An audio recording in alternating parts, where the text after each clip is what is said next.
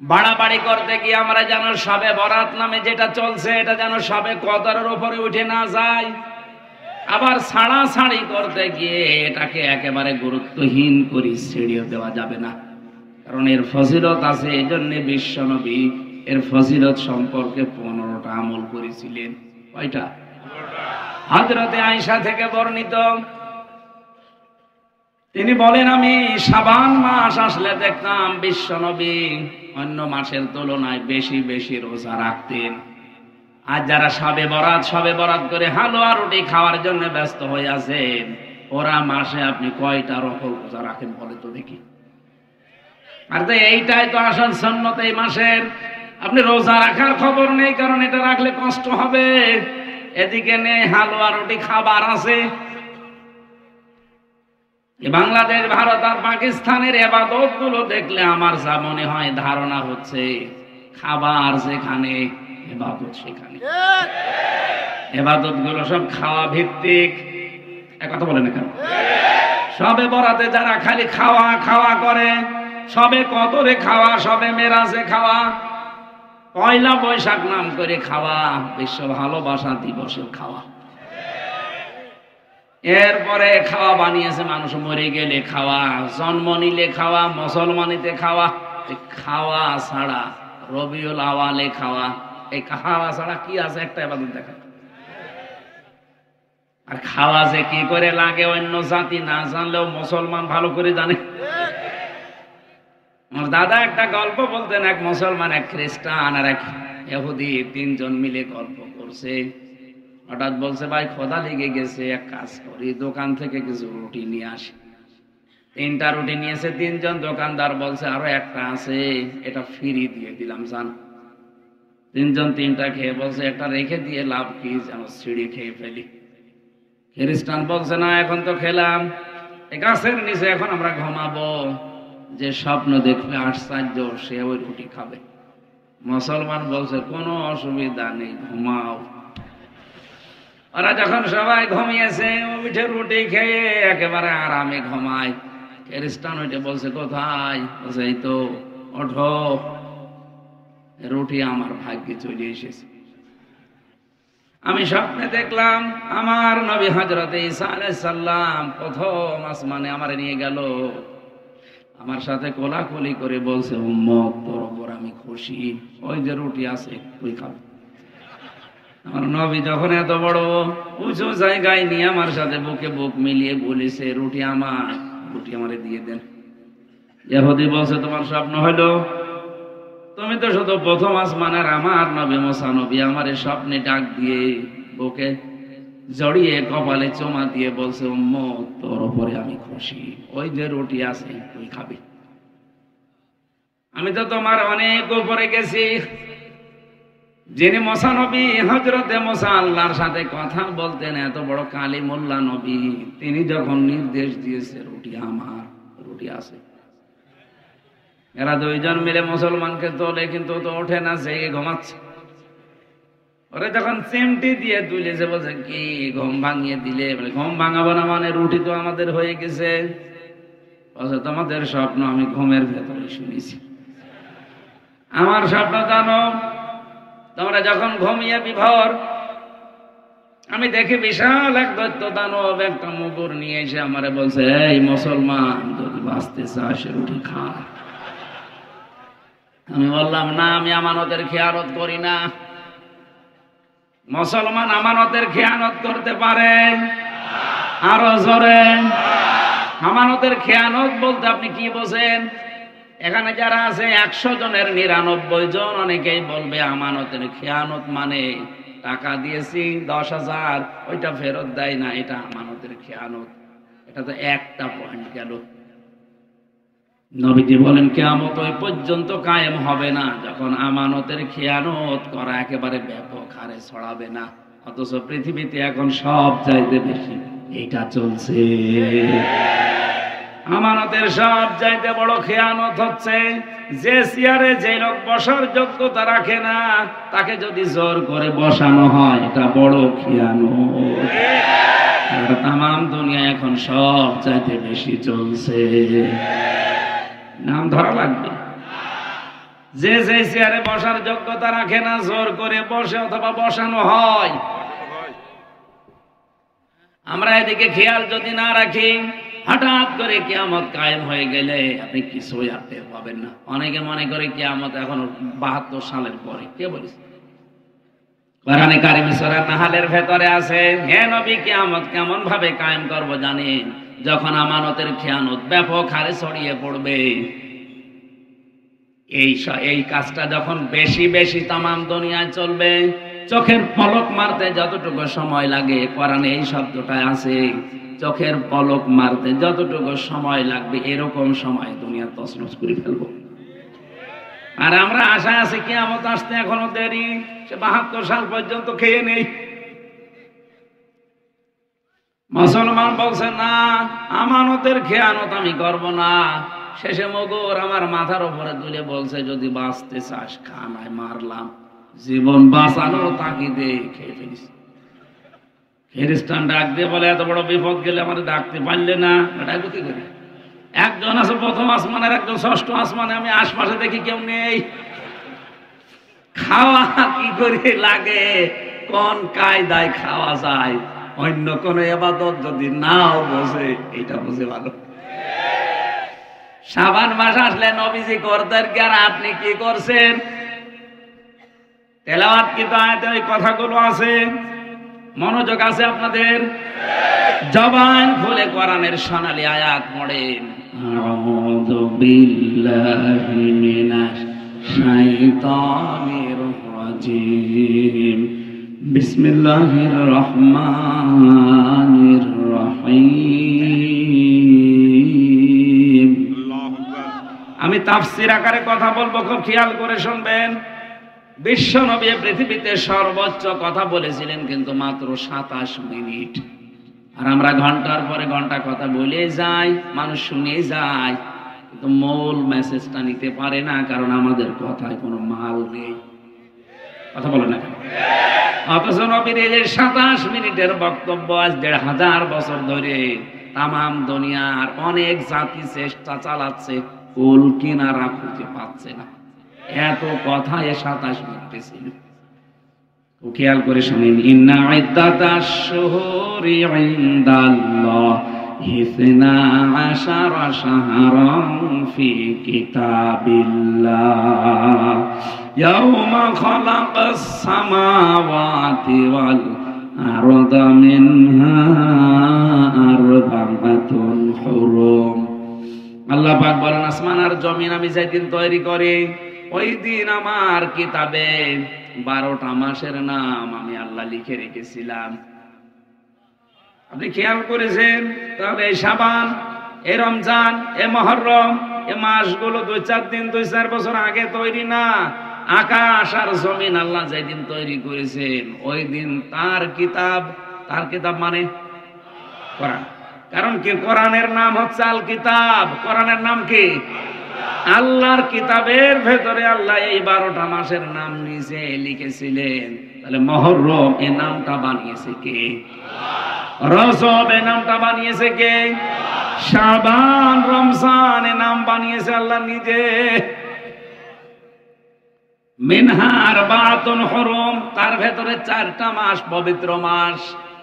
মুফাসসিরিন ইকরাম ইবনে কাসিরের ভেতরে লিখেছেন, 1 নম্বরে জিলকাদ, জিলহজ, মুহররম।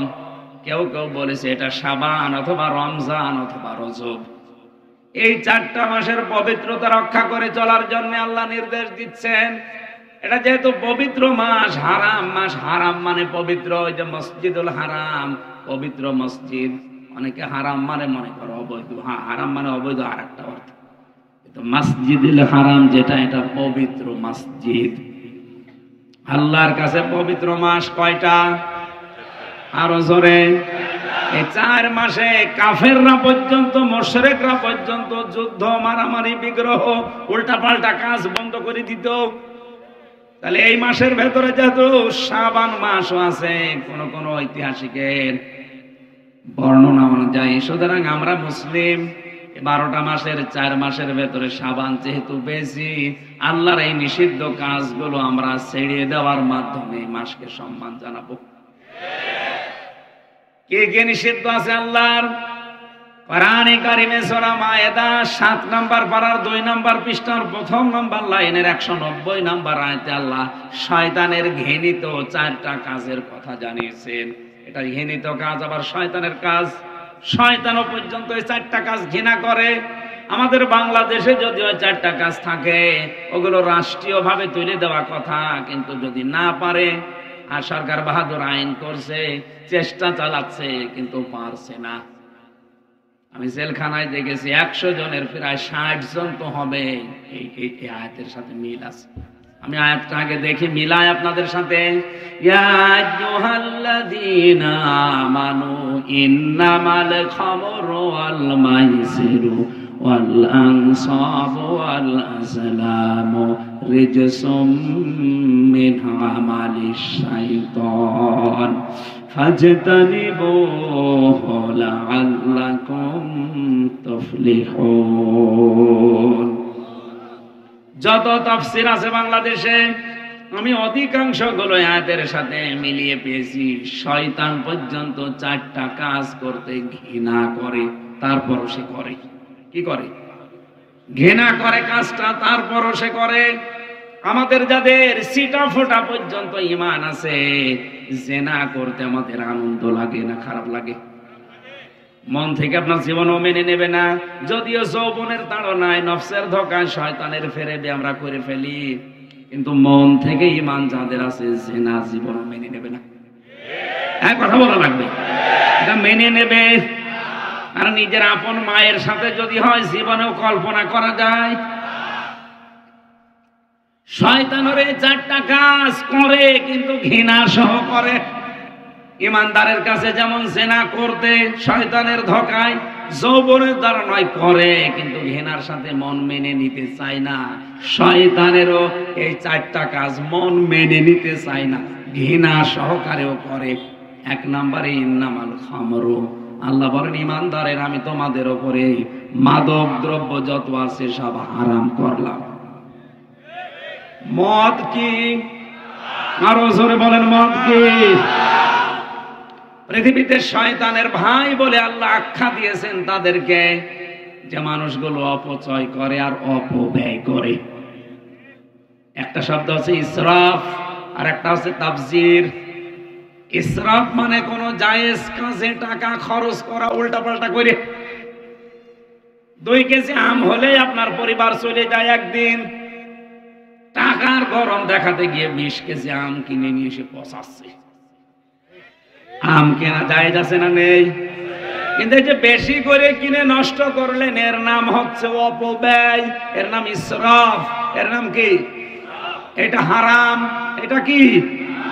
কিন্তু এর চাইতে আরো মারাত্মক আরেকটা আছে, তার নাম তাফসীর। আলেম যারা আছেন, তাফসীর বলা হয় আল্লাহর কোন অবৈধ ঘোষণা করা জিনিসকে টাকা পয়সা খরচ করি ওইটা লাগানো। যেমন মদ কি? মদের পেছনে কেউ যদি টাকা পয়সা খরচ করে, এটা আর ইসরাফ থাকে না, ওইটা তাফসীর হয়ে যায়।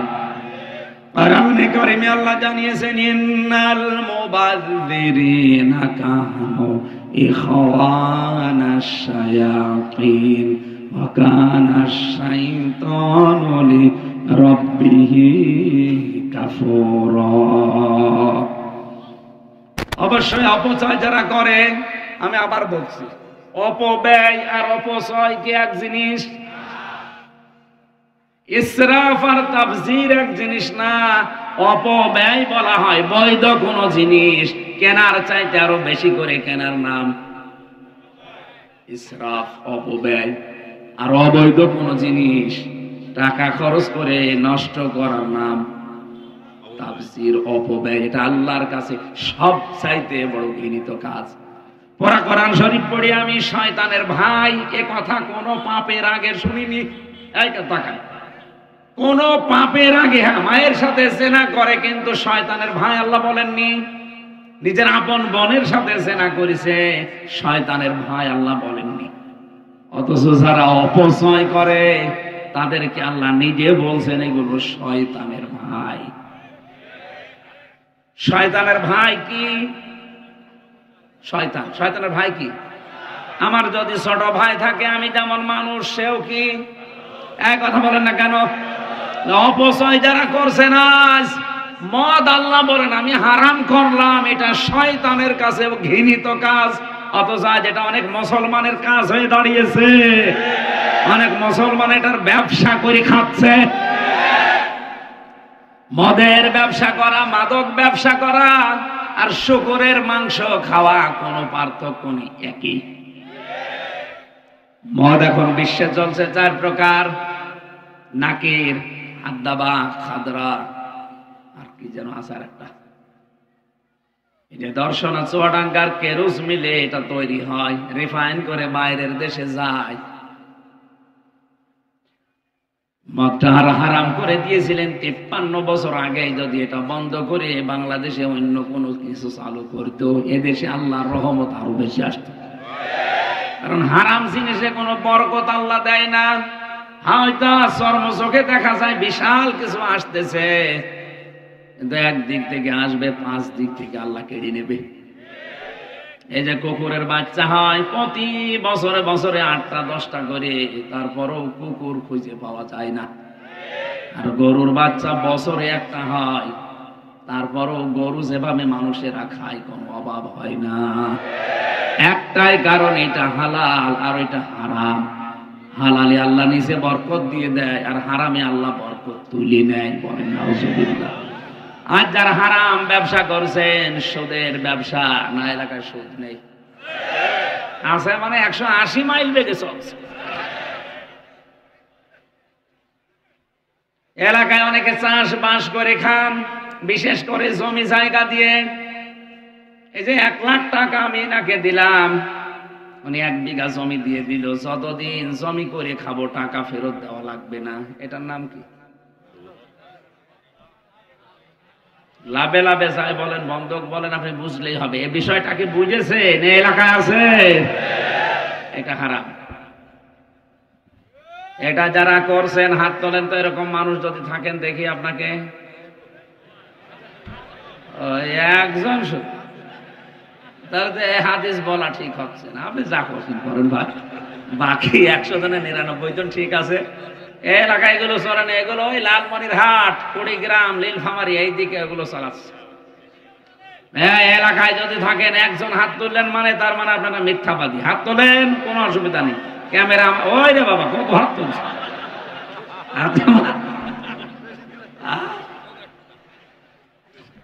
না, এই সেটারই বাদ দেওয়া লাগবে। ভাড়া দিতে পারেন আপনি জমি, কি করতে পারেন?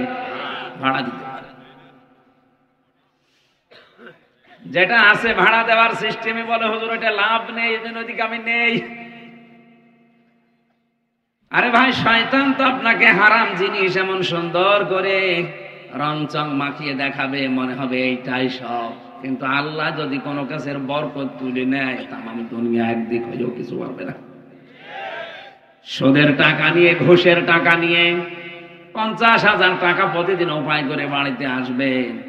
আপনি বাড়িতে এসে দেখবেন ঘুষের টাকা নিয়ে আসলেন 50,000। আপনার বউ পড়ে আছে, কি গো আমার মাথা ব্যথা করছে, নিয়ে আয় ডাক্তার। ছেলের দিকে তাকিয়ে দেখবেন ছেলে, কি গো বলেন চোখে কম দেখতেছি, নিয়ে যা ডাক্তারের কাছে। মেয়ের দিকে তাকাবেন, কি হয়েছে বলেন চিনি ধরিছে, নিয়ে আয় কবিরাজ। তোমার কি হচ্ছে? আমার হুজুর নিয়ে আসেন, ঝাড়া লাগবে। এই যে 50,000 টাকা অবৈধভাবে নিয়ে আসলেন, এখন ডাক্তারকে, কবিরাজকে, হুজুরকে টাকা দিতে দিতে 50 নিয়ে এসেছিলেন, টাকা লাগছে আরো 20,000 বেশি। এটা যে বেশি লাগবে কেন জানেন? সূরা তাহা 16 নম্বর পারা। কোরআন বিশ্বাস করেন তো? সূরা তাহা 16 নম্বর পারা, 19 নম্বর পৃষ্ঠা, 13 নম্বর লাইনে 24 নম্বর আয়াত 124। ওমান আ'রাদা আন যিকরি ফাইন্না লাহু মাঈশাতান দানকা ওয়া নাহশুরুহু ইয়াওমাল কিয়ামাতি আ'মা। আল্লাহ পাক বলেন, আমার আইন বাদ দিয়ে, আমার নিয়ম নীতি বাদ দিয়ে কেউ যদি উপায় করে হারাম ভাবে, আমি আল্লাহ ওর জীবনটা সংকীর্ণ করে দেই। ওর আয় উন্নতিতে কোনো বরকত থাকে না। চর্ম চোখে দেখে, কিন্তু না, আসলে ওটা বরকত না। ওর জীবনে আমি কোনো শান্তি বলতে যেটা রাখি না, কারণ শান্তি আমি আল্লাহর নাম। শান্তি কার নাম? সালাম। সালাম কার নাম? শান্তি দেওয়ার একচ্ছত্র মালিকানা আমি আল্লাহর, ওইটা তুলে নেই। এই যে দঙ্কা ওর জীবন হয়ে যায় ছোটখাটো সংকীর্ণ, বাঁচতে মনে তখন আর চাই না। সবচাইতে বড় ক্ষতি হবে ওর, ওয়ানাহশুরুহু ইয়াউমাল কিয়ামাতি আমা।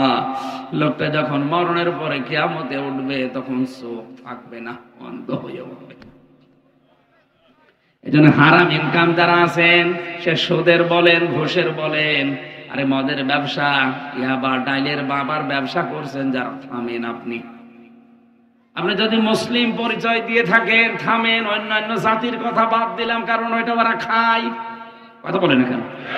আরে ভাই, আপনি তো হিন্দু না যে মদ খাবেন, আপনি তো খ্রিস্টান না যে মদ খাবেন। মদ বলতে শুধু পানি এ মদ না, মাদক যত আছে সরকার আইন করে পর্যন্ত হাফ লিগে যাচ্ছে, পারছে না। মানুষের ভেতরে আল্লাহর ভয় 100% তৈরি না হলে ওর দ্বারা এটা ছাড়াও সম্ভব না। শুধু ওয়াজ করে আইন করে এটা বন্ধ হবে না। আমাদের যে আইন, শরীরী আইন আছে কোরআনে, ওটা যদি রাষ্ট্রীয়ভাবে 100% কায়েম হয়ে যায়, তখন আর মদের ওয়াজ করা লাগবে না। আল মাইসির, এই যে জুয়া খেলে যারা, 10 টাকার টিকিট কেটে 50 লাখ, এরকম মাঝে মাঝে আসে না? আপনি টিকিটের এই ব্যবসা করতে পারেন, কিন্তু যেদিন রেফেল ড্র হবে ওই দিন যারা যারা টিকিট নিয়েছে প্রত্যেককে পুরস্কার দেওয়া লাগবে 3 বার। একটা কলম হলেও দেওয়া লাগবে। আকাশ চম্বে আকাশ ছোঁয়া লাভের আশায় যারা 10 টাকায় 50,000 টাকা, 50 লক্ষ টাকা পাওয়ার জন্য টিকিট কেনে, তখন দেখবে একটা কলম, এটা বাদ দিয়ে দেবে।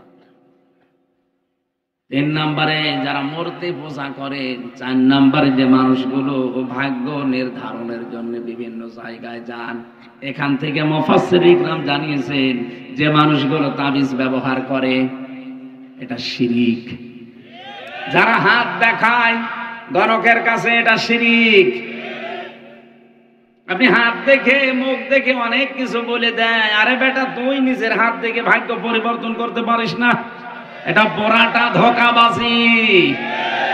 আল্লাহ বলেন এই 4টা কাজ আমি আল্লাহ হারাম করে দিলাম। এই যে অনেকে ডান পা বাম পা বাড়িতে যাওয়ার সময় যদি একটু পেছল খায়, যদি কাশি হয়, বলে না আজকে আর শুভ হচ্ছে না। আপনাদের তো শুভ মিয়া আছে, আপনাদের অসুবিধা নেই। এগুলো ধারণা করে কুসংস্কার, এটা ইসলামে কোনো জায়েজ নেই, এখান থেকে আপনি বেরিয়ে আসবেন। আল্লাহ বলেন ফাজতানিবুহু, বেঁচে থাকো তোমরা এগুলো থেকে, লাআল্লাকুম তুফলিহুন, আশা করা যায় তোমরা সফল হবে। জোরে বলেন আমিন। আল্লাহর এই নিষিদ্ধ মাসগুলোতে আমরা আল্লাহর হারাম কাজগুলো ছেড়ে দিয়ে এই মাসকে সম্মান দেখাবো। 1 নম্বরে রোজা রাখার মাধ্যমে। এক কথা বলে না কেন? রোজা আপনি বাড়িয়ে দেবেন, এই মাসে যতটুকু সমর্থ আছে বাড়িয়ে দেবেন। যদি সারা মাস রাখতে পারেন তা অসুবিধা নেই, কারণ এই মাসের ট্রেনিং হয়ে যাবে আমার রমজানের শিক্ষা নেওয়ার জন্য। সামনে যে মাস আসতে, ফামা শাহিদা মিনকুম ফালিয়াসমহু, আল্লাহ বলেন কেউ যদি রমজান মাস পায় সে যেন অবশ্যই রোজা রাখে। এই নির্দেশ কার? এখানে ট্রেনিং হচ্ছে এই 2টা মাস, রজব এবং শাবান। এ মাসে আপনি যদি সবে বরাত পালন করতেই চান, রোজা রেখে পালন করেন। সবচাইতে বড় কালকের যে রাতটা, লাইলাতুন নিসফি মিন শাবান, এইটাই হাদিসের ভাষা। আপনি একেবারে ছাড়াছাড়ি করে একে বাদ দিয়ে সারা রাত ঘুমাবেন না। যতটুকু পারেন নফল নামাজ পড়েন, নফল দান সাদকা করেন, নফল কোরআন শরীফ পড়েন। আর সবচাইতে বড় সবে বরাত পালন হবে ওই রাতে। অন্তত আপনার সামর্থ্য অনুযায়ী 10টা মানুষের খোঁজ খবর রাখেন, তার কর্মজীবন তৈরি করে দিন। সবে বরাত পালন করতে চাও, খালি হালুয়া রুটি খেয়ে সারা রাত নাক ডেকে ঘুমাবা, আর ফজর পর্যন্ত এই মসজিদ ওই মসজিদ ঘোরাঘুরি করে ফজরের নামাজ না পড়ে ঘুমিয়ে পড়ছে, উনি সবে বরাত পালন করছে। বারাত শব্দের শাব্দিক অর্থ হচ্ছে মুক্ত হওয়া। বারাত মানে কি? আর সব মানে রজনী, মুক্তির রজনী বলা হয়। কিন্তু মুক্তি পাবেন কখন? আপনার দ্বারা যখন মানবতার উপকার হবে। প্রধানমন্ত্রী শেখ হাসিনা যে উদ্যোগগুলো এই 15 বছরের ভেতরে নিয়েছে, তার সবচাইতে ভালো উদ্যোগ একটি খামার একটি বাড়ি। এটার দ্বারা একজন মানুষের কর্মজীবন তৈরি হয় আর একটা মাথা গোজার ঠাঁই হয়। আমি এ কোরআন সামনে নিয়ে বলছি, ওনার জীবনের যদি কিচ্ছু কবুল না হয়, এই কাজটা কবুল হবে। কারণ এর দ্বারা বাংলাদেশের লক্ষ লক্ষ মানুষেরা মাথা গোজার একটা ঠাঁই পেয়েছে আর একটা কর্মসংস্থান পেয়েছে। এই কথা বলেন না কেন? আপনি এই কাজে অন্তত সাপোর্ট করা লাগবে। হ্যাঁ, যাদের দায়িত্ব দিয়েছিল তারা মারিং কাটিং করেছে, এখন উনি ওখানে বসে করবে। হয়তো 100 টাকার কাজে 80 টাকার কাজ হয়েছে, 20 টাকা উপরালারা খেয়ে ফেলেছে, কিন্তু কাজ তো অন্তত ওনার নিয়ত তো ভালো ছিল। যারা জাহান্নামে যাবে মুসলমান দাবি করার পর, ওদেরকে ফেরেশতা জিজ্ঞাসা করবে, তুই তো মুসলমান, জাহান্নামে আসলি কেন? সূরা মুদ্দাসসিরের ভেতরে আছে। ওরা 4টা কথা বলবে। 1 নম্বরে বলবে ক্বালু লাম নাকু মিনাল মুসাল্লিন, নামাজ পড়তাম না, এইজন্য আল্লাহ জাহান্নামে দিয়েছে। তাহলে আয়াত দ্বারা ফতোয়া বের হয়, দুনিয়ায় যদি কেউ নামাজ না পড়ে মুসলমান দাবি করে, ও আওয়ামী লীগ, বিএনপি, জাতীয় পার্টি, জামাত যাই করুক, ও জাহান্নামে। হ্যাঁ, কথা বলেন। এমনকি ফরজ নামাজ যদি কেউ ছেড়ে দেয়, আল্লাহ নিজে তার দায়িত্ব ছেড়ে দেয়। সুতরাং আজকে থেকে যতদিন বেঁচে আছেন, আজরাইল যতদিন না আসে, ফরজ নামাজ জীবন থাকতে ছেড়ে দেব না। এই কারা রাজি আছেন দেখি? লিল্লাহি তাকবীর।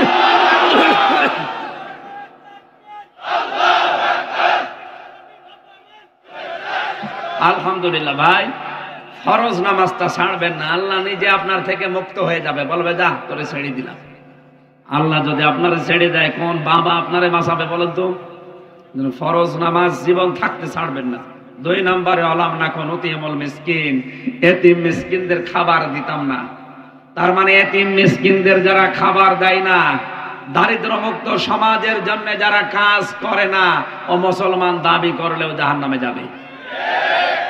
উনি যে উদ্যোগটা নিয়েছে, উদ্যোগটা ভালো না, এই আয়াতের সাথে সম্পৃক্ত। একটি বাড়ি একটি খামার, একটা মানুষের মাথা গোজার ঠাঁই হচ্ছে আর একটা কর্মসংস্থান তৈরি হচ্ছে। আমি আপনাকে দান করতে বলছি না। ব্যাংকে যাদের টাকা পড়ে আছে, টাকা ছাতা পড়ে যাচ্ছে, ওই টাকাগুলো নিয়ে বিভিন্ন জায়গায় একটা ওয়ার্কশপ তৈরি করেন, একটা ফ্যাক্টরি তৈরি করেন। বাংলাদেশ থেকে বাইরের দেশে না যেয়ে এখানে কর্মসংস্থান তৈরি করে আপনার নিজের আপন ভাতিজা, নিজের বোনের ছেলে, আশপাশের প্রতিবেশীর ছেলে, এরকম 50টা মানুষের কাজ তৈরি করে দিন। ওরা মাদক দ্রব্য না খেয়ে উল্টা পাল্টা চিন্তায় রাহাজানি না করে, এই কিশোর গ্যাং এলাকায় আছে, এই সমস্ত কাজে না জড়িয়ে কাজ দিয়ে দেন। অলস মস্তিষ্ক শয়তানের কারখানা, কাজে কামে থাকবে, ওখান থেকে কিছু টাকাও আসবে, আপনার টাকায় টাকা বাড়বে, মাঝখান থেকে 50টা মানুষের সংসার চলছে। কথা বলছেন না? এইটা দুনিয়ার সবচাইতে বড় ইবাদত। এদিকে আমরা নেই, খালি বসে বসে হো হো। শাবান মাসের এই শিক্ষাটা নিতে পারেন না? কালকে রজনীতে অন্তত এই সিদ্ধান্ত নেন, যাদের টাকা আছে, আমার সমর্থন অনুযায়ী অন্তত 20টা মানুষের কর্মসংস্থান আমি তৈরি করব। 50টা অন্তত রিক্সা কিনে 50 জনকে উপহার দিয়ে বলবো, এগুলো চালাও, প্রতি মাসে মাসে আমার এই টাকা দিয়ে দিবা। আপনার নিজের টাকায় টাকা বাড়তে থাকবে, মাঝখান থেকে লোকটা মাঝে মাঝে কাজগুলো ছাড়বে। এই কথা বলে না কেন? এই কাজগুলো যদি সবে বরাত নামে এই নিসফে শাবানে আমরা করতে পারতাম, আরো খুশি হয়ে যেত। এই সমস্ত কাজে কামে নেই, ও হালুয়া রুটি খাওয়ার জন্য ব্যস্ত হয়ে আছে। বাড়াবাড়ি করা যাবে না, রাতে ছাড়া ছাড়িও করা যাবে না। এটা একটা ফজিলতপূর্ণ রাত, কিন্তু সবে কদরের উপরে না। সবে কদর সরাসরি কোরআন দিয়ে প্রমাণিত। কি দিয়ে? আর সবে বরাত যেটা নাম নিসফে শাবান, এটা হাদিস দিয়ে প্রমাণিত। কোরআনের উপরে জীবনও হাদিস যেতে পারে? বলেন বলেন। আয়াতের কথা ছিল যালিকাদ দীনুল কাইয়্যিম, এইটা একমাত্র সঠিক দিন। এটার নাম দিয়েছেন আল্লাহ, দিনের আগে যে আলিফ লাম আছে, যালিকাদ দীনুল কাইয়্যিম। যালিকা বলা হয় ইসমে ইশারা। কোনটা? আল্লাহ যেন তার কুদরতে হাত দিয়ে এভাবে দেখিয়ে দিচ্ছেন, এইটাই। পৃথিবীতে এখন 4,500-এর উপর ধর্ম চলছে। আল্লাহর কাছে মনোনীত একটাই মাত্র ধর্ম, তার নাম ইসলাম। এখানে আমরা অন্তত দুনিয়ায় কিছু যদি না পাই ইহুদি খ্রিস্টানদের মতো, একটা আশা আমাদের আছে যে আমরা ইসলাম পেয়েছি। আমাদের নাম, আমরা মুসলমান, আমাদের নাম কি? ফালা তাসলিমু ফিহিন্না আনফুসাকুম। সুতরাং নিজেদের উপরে নিজেরা জুলুম করো না এই হারাম মাসে হারাম কাজ করে। হারাম মাসে হারাম কাজ মানে পবিত্র মাসে হারাম এই কাজগুলো করে আল্লাহর উপরে জুলুম করো না নিজেদের উপরে। সুতরাং এই কাজগুলো যারা করছেন, এই যে চকলখড়ি করা, এই কথা ওর কাছে লাগানো, তালাতালি করা, এই কাজগুলো ছেড়ে দেওয়া লাগবে। সম্মানিত মা বোন যারা আছেন, আপনাদের ভেতরে রোগটা বেশি, এর কথা ওর কাছে লাগিয়ে তালাতালি করে সম্পর্ক নষ্ট করে দেয়। হ্যাঁ, কথা বলেন। মেরাজের ঘটনা পড়েছি সূরা বানী ইসরাইলে। নবীজি বলেন, আমি জাহান্নামের দিকে তাকিয়ে দেখলাম অধিকাংশ মহিলারা জাহান্নামী। জিবরাইলকে বললাম, এগুলো জাহান্নামে এসেছে কোন কারণে? বলে এরা শিরিক করতো, কুফরি করতো। নবীজি বলেন, জিবরাইল এরা কি কুফরি করতো আল্লাহর সাথে? ফেরেশতা বলে, না হুজুর, এরা কুফরি করতো তার স্বামীর সাথে। আমার তো এই হাদিসটার ব্যাখ্যা পড়ে মনে হচ্ছে বাংলাদেশের 100 জনের 98টা মহিলা জাহান্নামে যাবে।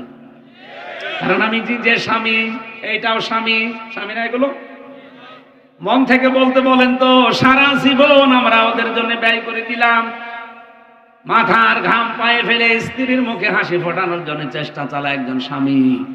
সারা জীবনে যা চেয়েছে তাই পেয়েছে।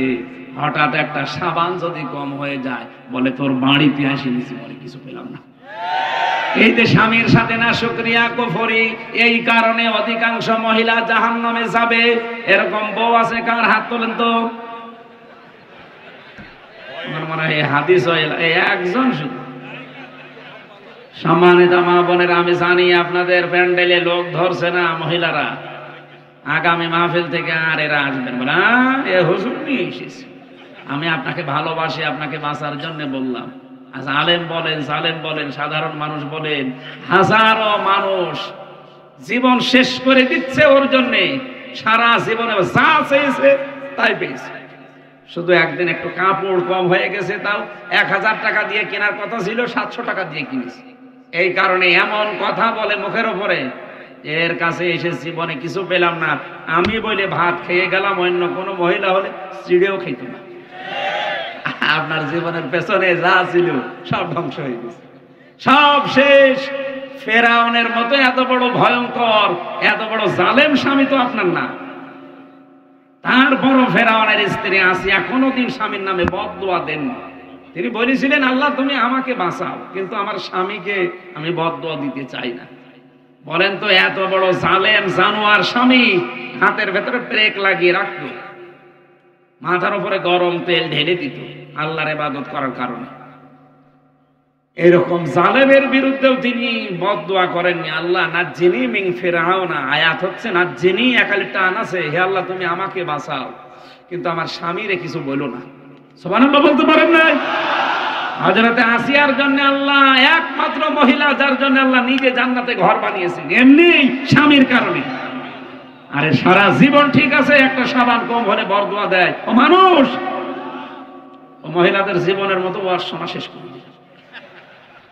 আজকে বাড়িদার বলবে হুজুর যেন এলাকায় না আসে না। সম্মানিত মা বোনেরা, আপনাকে আমি সত্যিই কোরআন সামনে নিয়ে বলছি, ভালোবাসি। আমি দেখতে পাচ্ছি কোরআন হাদিসের চোখ লাগিয়ে আপনি এই কারণে জাহান্নামী হয়ে যাচ্ছে। নবীজি নিজে দেখে এসেছে, আপনি পাল্টাবেন। এই হারাম মাসে এই অপবিত্র কাজগুলো আপনি ছেড়ে দেন এই পবিত্র মাসে, তাহলে সম্মান দেওয়া হবে।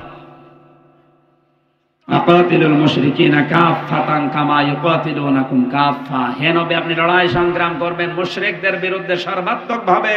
ওরা যেমন তামাম দুনিয়ার মুশরিকরা জোট হয়ে মুসলমানদের বিরুদ্ধে লেগেছে।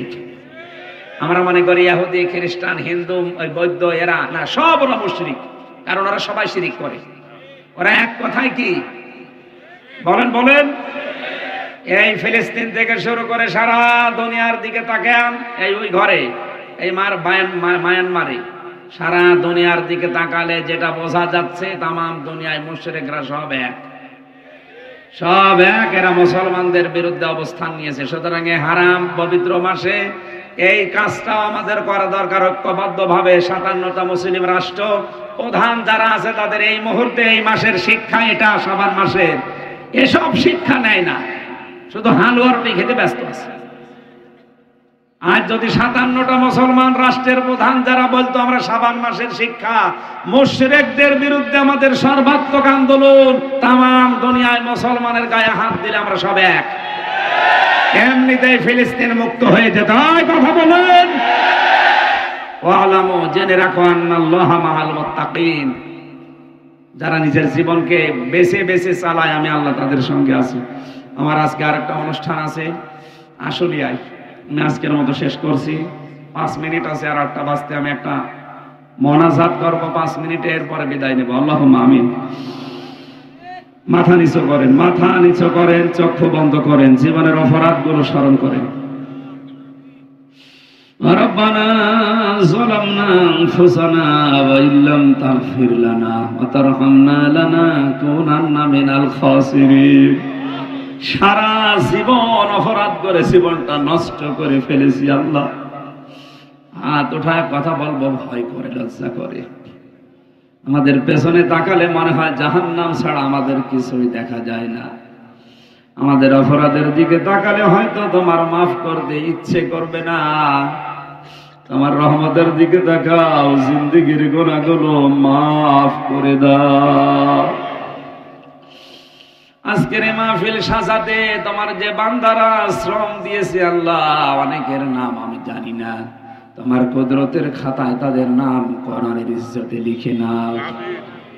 মাহফিলের সম্মানিত সভাপতি আল্লাহ বড় ভাই রফিকুল ইসলাম শিকদার, তার জীবনের ভালো কাজগুলো মঞ্জুর করো, অন্যায় কাজগুলো তুমি মাফ করে দাও। মাহফিলের প্রধান অতিথি আমাদের মাননীয় জাতীয় সংসদ সদস্য খান আহমেদ শুভ ভাইকে কবুল করো, তার মা বাবাকে তুমি ক্ষমা করে দাও।